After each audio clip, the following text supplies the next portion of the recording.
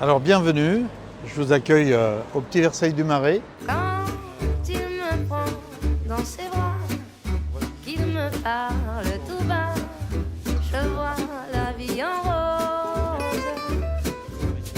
Il me dit des mots d'amour, des mots de tous les jours, mais moi, ça fait quelque chose. Il est entré dans mon cœur une grande part de bonheur dont je connais la cause.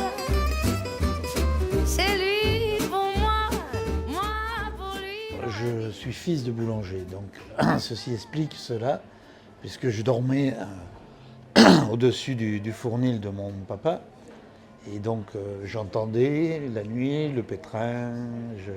Voilà, j'ai vécu dans cette atmosphère. Quand je descendais au fournil, j'étais dans une ambiance de travail déjà, ce qui me plaisait beaucoup. Et puis d'après, dans une ambiance chaleureuse, parce qu'il y avait des produits, il y avait des clients, voilà. Donc tout ça a fait que, effectivement, quand j'ai eu la chance de pouvoir quitter l'école, je l'ai fait vraiment pour me jeter dans cette profession. Donc je trouvais toujours ce métier très magique. Pourquoi ? Parce qu'on partait d'un morceau de pâte, ça finissait par un produit cuit, et j'avais même l'honneur et le plaisir, bien sûr, de le déguster. Donc j'ai dit là, quand même, ça c'est un métier qui va me convenir, et on va essayer de l'améliorer. J'ai commencé à aller travailler chez mes collègues, parce que c'est là qu'on apprend les savoir-faire multiples de la boulangerie. Et puis j'ai pris après mon bâton de pèlerin, et puis j'ai commencé à partir d'abord en France, regarder ce qui se faisait dans différents endroits, et j'ai été même faire mon petit tour d'Europe pour essayer de comprendre ce que c'était que la boulangerie en général.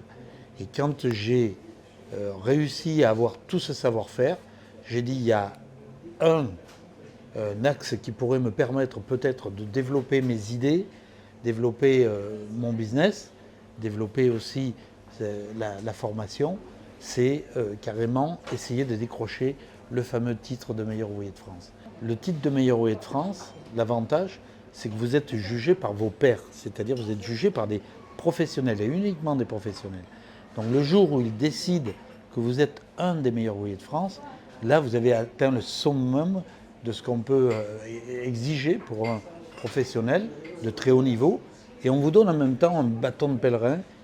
Enfin, c'est comme ça que nous on l'interprète, pour aller porter ce message de qualité, d'abnégation, de volonté, d'humilité aussi, pour que vous alliez amener à vos collègues la même chose qu'on vous a appris, et c'est une façon comme une autre de transmettre le métier. Donc ce titre est très important pour la transmission. Mon aventure chilienne, on va dire, est quand même un peu exceptionnelle. D'abord parce qu'à cette époque-là, le Chili s'ouvrait au monde entier, et on m'a, avec des amis bien sûr, amené dans cette aventure en disant « Regarde, au Chili, ils mangent beaucoup de pain, mais peut-être il faudrait leur proposer autre chose, des produits différents, et surtout la fameuse baguette française. » Et donc je suis parti dans cette aventure avec des associés français. L'avantage, c'est qu'on a été très très bien accueillis, parce que les Chiliens ont pris ça comme une culture, pas qu'un boulanger qui vient faire du pain. On a mené la culture française. Et la culture française, c'est la gastronomie, bien sûr. Donc on a créé des boulangeries avec des restaurants, et on a amené en même temps tout le charme français qui fait que tout le monde nous a adorés tout de suite, et on a pu développer à différents points de Santiago en particulier des boutiques de luxe qui ont permis à tous les Chiliens de découvrir la boulangerie française. Alors en même temps que j'étais bien sûr au Chili, je continuais cette aventure qui m'avait, grâce au titre de meilleur ouvrier de France, donné l'occasion de créer la Coupe du Monde de la boulangerie, donc c'est-à-dire de réunir tous les boulangers du monde entier sur une compétition, tous les 2 ans ou tous les 4 ans à Paris. Donc j'ai continué bien sûr tout ça. J'ai continué aussi mes aventures en Amérique, en Asie et autres pour apporter la formation à mes collègues.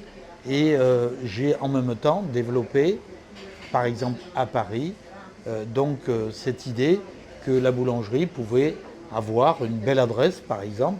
Donc j'ai plusieurs adresses à Paris où on peut déguster du bon pain, manger des bons croissants et bien sûr profiter de la vie parisienne. Aujourd'hui, quand on fait nos produits, on a différents aspects. C'est-à-dire si on fait une pâtisserie, il faut qu'elle soit onctueuse, légère, goûteuse, sans trop sucré. Quand on fait un croissant, il faut qu'il soit feuilleté, bien levé et qu'il soit bien sûr croustillant et qu'on ait aussi le côté savoureux de l'opération. Ça, c'est le bon goût du croissant et c'est le bon goût de la France.